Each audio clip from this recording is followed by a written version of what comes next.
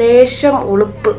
നിങ്ങളിത് മാസമായിട്ടാണ് കരുതുന്നതെങ്കിൽ നല്ല ചീഞ്ഞ കോമഡി ആയിട്ടുണ്ട്. ഉള്ളത് പറയാമല്ലോ. സ്റ്റാഫുകളോടൊക്കെ വളരെ സ്നേഹമാണെന്ന് ഇത് കാണുമ്പോൾ മനസ്സിലാവുന്നുണ്ട്. എന്താണ്, സാറും മാമും AC-യിൽ കാറിൽ സുഖിച്ച് വരുന്ന പിള്ളേർ റോഡിലൂടെ നടന്ന് മുദ്രാവാക്യം വിളിച്ച് വരുന്നു. നല്ല സ്നേഹം. പിന്നെ ഇതൊക്കെ ഇവരെ കൊണ്ട് പഠിപ്പിച്ച് പറയിക്കുന്നതാണെന്ന് മനസ്സിലാവാത്തതേ ഇല്ല കേട്ടോ.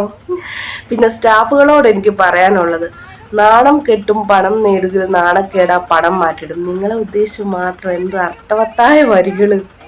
ഇങ്ങനെ 40,000-നും 50,000-നും സെൽഫ് റെസ്പെക്ട് എന്നൊരു സാധനം കളഞ്ഞ് പണിയെടുക്കുന്നതിലും നല്ലത് നല്ല അന്തസ്സുള്ള അഭിമാനമുള്ള പണി വേറെ കിട്ടും. ശമ്പളം ഇച്ചിരി കുറവാണെങ്കിലും അഭിമാനം കാണും അതിന്. പിന്നെ എന്താണ്, ഇതിനെ സാലറി എന്ന് പറയത്തില്ല, കമ്മീഷനാണ്. സാലറി എന്നൊരു സാധനം നിങ്ങൾക്ക് പെർമനന്റ് ആയിട്ടില്ലല്ലോ. ഒരുപാട് അലിഗേഷൻസ് വരുമ്പോഴും വെളുപ്പിക്കാൻ ചേട്ടനും ചേച്ചി ഒരുപാട് കഷ്ടപ്പെടുന്നുണ്ട്.